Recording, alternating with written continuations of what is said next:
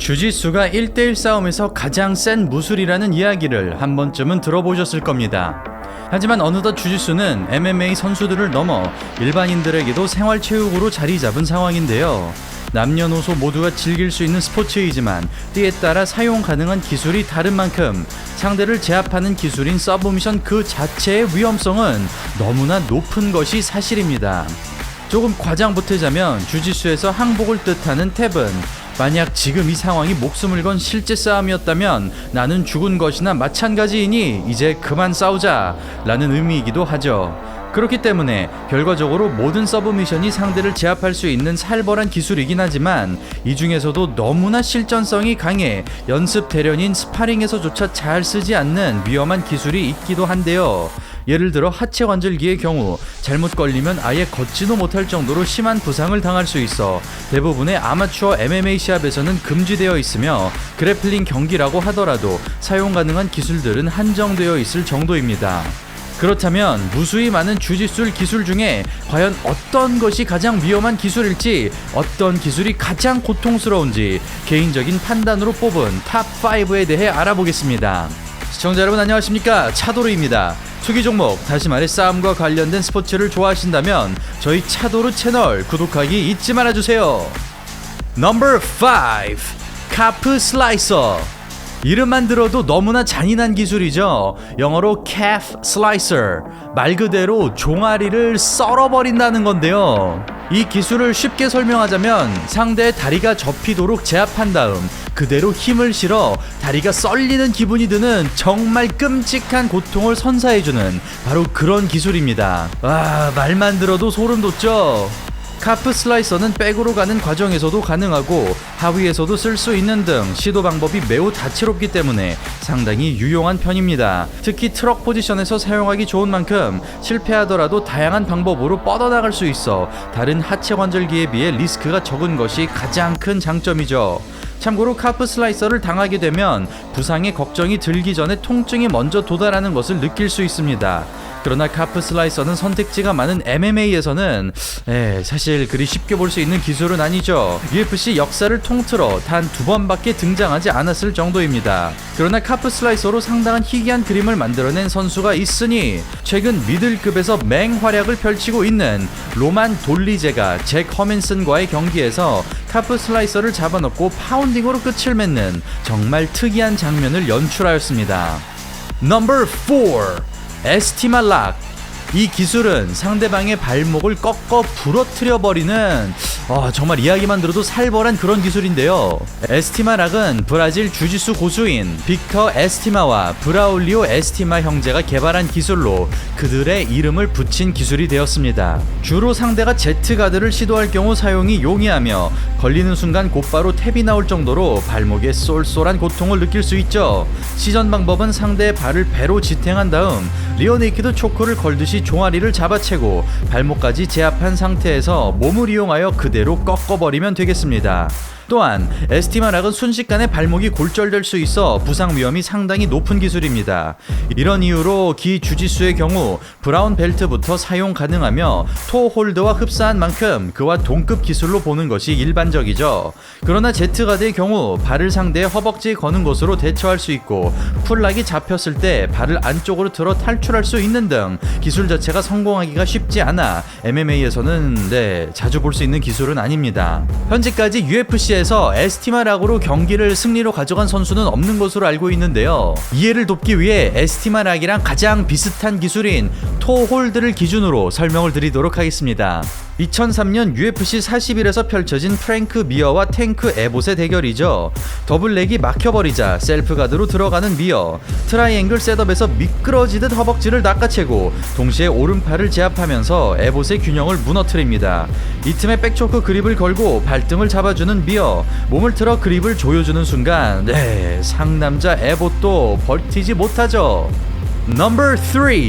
인사이드 힐 훅. 격투기 팬이라면 너무나 익숙한 기술이죠. 대표적인 하체 관절기, 바로 인사이드 힐 훅입니다. 힐 훅은 전방 십자인대를 파괴해버리는 기술로 웬만한 아마추어 MMA에서는 당연히 금지가 된 기술이고요. 이게 어느 정도냐면 주짓수 체육관에서조차 초보자들을 상대로는 절대로 금지를 하고 있는 그런 위험한 기술입니다.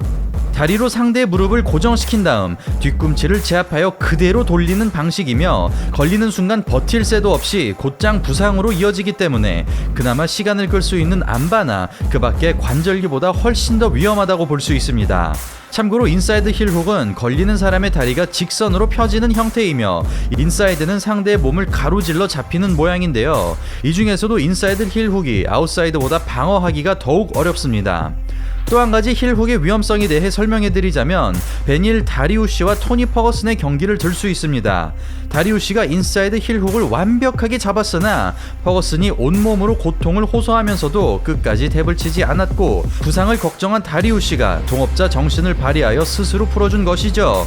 경기 후 다리우시의 인터뷰에 따르면 경기 도중 퍼거슨의 인대가 끊어지는 소리를 들었다고 하는데요. 왜 도대체 퍼거슨이 어떻게 버텨낸 것인지 어떻게 멀쩡하게 걸어나갈 수 있는지에 대해서는 아직도 미스터리로 남아있습니다. 분명 이렇게 위협적이고 위험한 기술이지만 오늘 순위에 3위밖에 차지하지 못한 이유가 분명히 있겠죠. 현대 MMA의 수준이 높아질수록 파이터들의 평균 주짓수 실력이 비약적으로 성장했으며 하체 관절기를 성공시키는 것조차가 굉장히 어려워졌습니다. 특히 파운딩이 있는 MMA의 경우 하체 관절기를 시도하다 역풍을 제대로 맞을 수 있기 때문이기도 하죠. 상대의 다리를 붙잡는 순간 앞면이 완전히 열리기 때문에 무릎이 조금만이라도 빠져나오는 순간 바로 파운딩을 맞을 수가 있습니다. 이처럼 거는 사람 입장에서 리스크가 상당히 높다는 게 힐훅의 가장 큰 단점이라고 할 수 있겠죠. 그렇다면 힐훅의 대표적인 선수는 누가 있을까요? 공교롭게도 다리우시의 동업자 정신과는 완전히 상반된 극악무도한 파이터 후지마르 팔라레스를 들 수 있겠습니다. 19번의 승리 중 16번을 서브미션으로 장식한 팔라레스는 그 중에서도 힐훅으로만 무려 10번의 승리를 기록했는데요. 앞서 설명드렸다시피 단 1초 만에 무릎을 아작낼 수 있는 기술임에도 탭은 물론이고 심판이 말리는 와중에도 놔주지 않았으니 솔직히 프로파이터이자 주짓수 고수인 팔라레스는 이 기술이 얼마나 위험한지 누구보다 잘 알 텐데 그의 이런 위험한 행동 때문에 결국 UFC에서 쫓겨나기도 했습니다. 넘버 2 스탠딩 미어락 서브미션 장인 UFC 헤비급 최강 주짓수 고수 프랭크 미어의 이름을 딴 기술입니다. 미어락을 스탠딩 상황, 다시 말해 일어서서 쓴다고 하여 스탠딩 미어락이라고 하는데요. 가끔씩 이 기술은 스탠딩 암락이라고 불릴 때도 있습니다. 설명에 앞서 혹시 스탠딩 미어락 혹은 스탠딩 암락이라고 좀 자주 불리는 이 기술의 정식 명칭을 아시는 분이 있으면 아래 댓글로 꼭 남겨주시길 바라겠습니다. 어쨌든 이 스탠딩 미어락이라는 기술은 상대방이 언더훅을 팠을 때 기습적으로 걸 수 있는 서브미션인데요. 오버훅으로 상대방의 팔꿈치를 제압한 다음 순간적으로 꺾어주면서 엄청난 고통을 야기하는 굉장히 기분 나쁜 기술이라고 할 수 있겠습니다. 이 스탠딩 미어락이 보기에는 심플해 보이지만 2위로 선정한 이유가 당연히 있겠죠. 보통의 서브미션과는 다르게 이 기술 같은 경우엔 반응하기가 너무 어렵습니다. 겨드랑이 파기 싸움을 하고 있을 경우엔 케이지로 상대방을 밀어 넣는다거나 테이크다운 혹은 넥클린치 참 여러가지 신경 쓸 것들이 많은데요. 이렇게 생각해야 될 옵션들이 너무 많은 상황에서 스탠딩 미어락까지 생각하기에는 솔직히 조금 어렵기도 하고 언더훅이 조금만 헐겁게 들어갔어도 금방 이 스탠딩 미어락이 나올 수 있기 때문입니다. 특히 상대방과 근력 혹은 몸무게 차이가 좀 나는 경우라면 더욱더 걸기가 쉬운 그런 무서운 기술이죠. 대표적인 예로 션 스트링랜드와 올랜도 산체즈와의 스파링에서 느닷없이 스탠딩 미어락을 거는 돌발 상황이 발생했고 이에 격분한 스트링랜드가 상대를 향해 신경질적으로 가격하였습니다. 격투기 선수끼리도 진심이 아니라 연습을 하는 상황에서도 스탠딩 미어락이 나오면 이렇게 좀 격분을 할 수 있는 그 정도로 위험한 기술입니다. 참고로 주짓수 선수이자 MMA 파이터인 올랜도 산체즈는 지난 2022년 12월 알려지지 않는 이유로 사망하였습니다. 그렇다면 이 미어락이라는 기술이 어디서 탄생되었는지 실제 경기를 보시겠습니다. 2002년 UFC 36에서 펼쳐진 프랭크 미어와 피트 윌리엄스의 대결입니다. 펀치를 치며 접근하자 바디락 걸고 그대로 밀어버리는 윌리엄스. 이런 테이크다운의 경우 자연스럽게 가드 포지션으로 이어지기 때문에 현대 MMA에서는 자주 쓰이지 않는 편입니다. 오버훅을 깊게 걸고 셋업에 들어가는 프랭크 미어. 새우빼기로 공간을 만든 다음 순식간에 팔꿈치를 들어 올리고 팜투팜 그립으로 깊게 조여주면서 1라운드 46초 만에 탭을 받아냅니다. 프랭크 미어가 왜 서브미션 아티스트로 불리는지를 알 수 있는 장면인데요. 공식 기록에는 미어락이 아닌 인사이드 숄더락으로 표기되어 있습니다. 넘버 1. 가위치기. 대망의 1위는 가위치기 혹은 가위차기라고 불리우는 테이크다운입니다. 가위치기는 마치 축구에서 태클을 하듯 미끄러지면서 이렇게 좀 넘어지면서 거는 테이크다운으로 엇갈린 다리 사이로 상대방의 허벅지와 오금을 제압한 다음 뒷발은 밀고 앞발은 당겨줌으로써 상대방의 중심을 순식간에 무너뜨리는 것이 그 특징이죠. 이 과정에서 만약 오금이 걸린 다리가 제대로 펴지지 않는다면 꺾인 무릎으로 모든 체중이 실리게 되면서 자칫 잘못하면 무릎에 영구적인 데미지가 올 수도 있습니다. 이런 이유로 지금까지도 웬만한 유도나 주짓수 대회에서조차 금지되고 있는 기술인데요. 특히 부상을 피하려면 이 기술을 거는 사람과 당하는 사람 모두 가위치기에 대한 이해도가 완벽해야 되기 때문에 경기가 아닌 스파링에서도 미리 약속을 하거나 좀 이렇게 합을 맞춘 게 아니라면 절대로 사용하지 않는 것이 바람직합니다.